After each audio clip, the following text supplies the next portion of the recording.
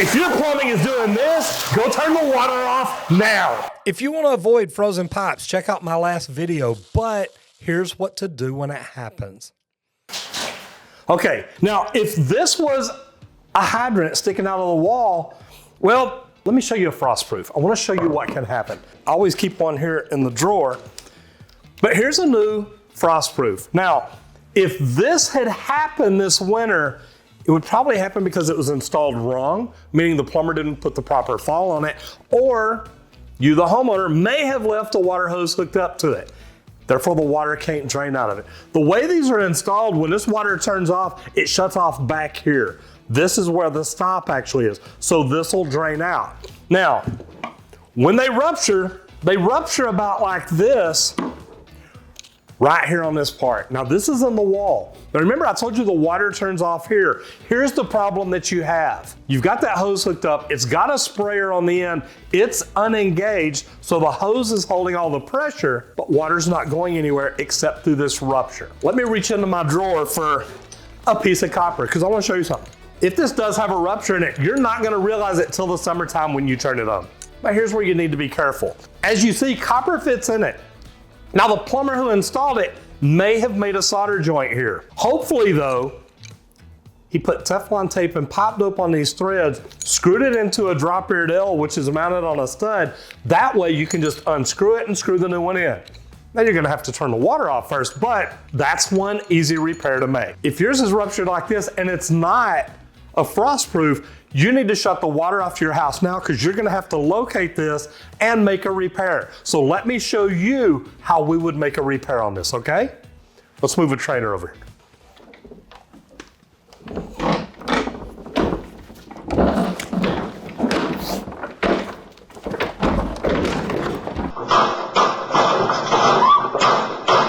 Whoever put the wheels on needs to be sharp. Okay, so what we're looking at here, as you see, we've got a freeze brake. Now this is an actual freeze brake. We know that because we made it.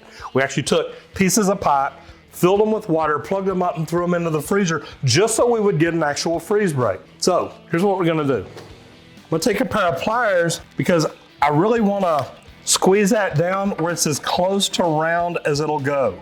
Then I'm gonna take my tubing cutters, push it on, and I want it to be as center of the freeze brake as I can get it.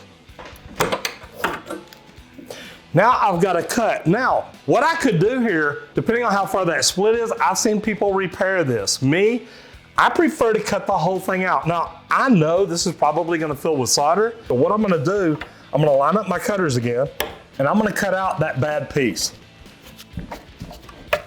As you can see, I cut it just beyond the edge. That way I know I've got nothing but good, clean pipe to work with from now on. So once I cut it loose, I've got two things to think about. Is this pipe plumb, or do I have enough room to pull it over and just put a coupling on there? Now, I'm looking at it right here,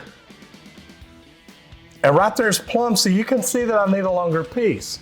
So what I would do, level it up, put my tape measure right where makeup is. If I put it here, I can see I need a piece about 8 1/4 inches long to put this in level. Now, I'm gonna go ahead and sweat this piece out, cut a new piece at 8 1/4, put it back in, and make the repair. Now, as a homeowner, what's gonna be the easiest thing for you? Well, you've got a couple of choices here. If you can get a short piece of copper, you can actually look at putting together 2 push-to-connect fittings right here. Now, this would be easy, you wouldn't have to solder. If you do know how to solder, might be smart, like I said, go ahead and cut you a piece 2 1/4 inches long, clean it and put it in there. As a plumber, you may not want anything that looks like that showing. So, as a homeowner, let's cut a short piece, 2 1/4, put it in there, but we're gonna solder it just to show you how we would do it. All right, so now that I've got everything ready, instead of dry fitting it, I'm just gonna stick my piece in there and say, yeah, that looks really good. So now we're gonna get some flux it up, get the torch over here, and get this thing ready to solder. Now, like I said, this is a long piece coming up, so I've got room to move it. I can actually get it, slide one end together, then push the other end together, and we know we're in really, really good. Now, if I'm a homeowner, this is an easy repair if I know how to solder. If not, the push to connect fittings may be the way to go. Now right here, I've got a sheetrock wall, I've got studs, and believe it or not, I've seen plumbers actually catch apartment buildings on fire working in walls like this. Introducing the Get the Out of My House candle. So you can either have a heat-proof rag. I could literally take just a couple of tacks, hang that up right there, and make the solder joint here, and I never have to worry about the wall behind it. You can grab a bottle of water, and the neat thing about it, you poke a couple of holes in the top. I may just want to water down the sheetrock to help make sure it keeps everything in here cold. But also, even though I've got it wet, even though I've got that rag in place, I still want to keep an eye and be careful on my solder joint. So I'm gonna watch my flame the entire time. Make sure if you're soldering a water line, you're using lead-free solder. You can still get 50-50, which is great if you're working a toilet flange or something, but you wanna make sure somewhere it says lead-free, okay?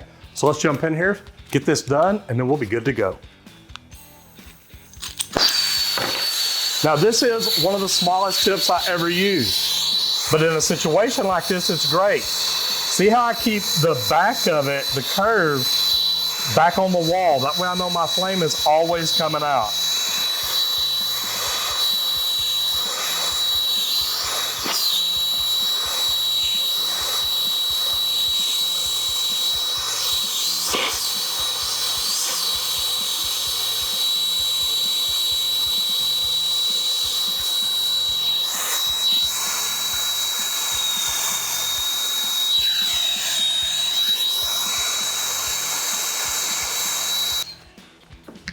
So that was pretty easy to do. Now, one thing I didn't mention, say that this was right at ground level and you don't have room to pull this apart, but maybe you can tilt it back and forth a little bit. They make a slip coupling. So maybe you could get one of your couplings on, get a piece of pipe together, or maybe you've got to use two slip couplings. But either way, this works so that you can slide this coupling all the way down the pipe. There is no stop on the inside of it. Now, one thing that I will highly recommend though is know where your pipe ends. That way, when you slide it back, you don't slide it to where it's just over the edge. You slide it all the way down, and then you're gonna draw that solder in, and you're never gonna have a problem. Now, this is one thing I recommend plumbers keep on their trucks all the time. You never know when you're gonna run into a situation where maybe you can move a line up and down, but you can't pull them apart. If you can't pull them apart, there's no way to get a fitting in and push it back together. So you pull it up, slide the coupling on, then let it come down, then slide that coupling up around both of them. If you're prepared as a homeowner, a plumber, whatever you're doing, you want to have the things you need to take care of the job right each and every time. If you love this video, check out the one we made about how to avoid these freeze breaks. You're going to enjoy it too.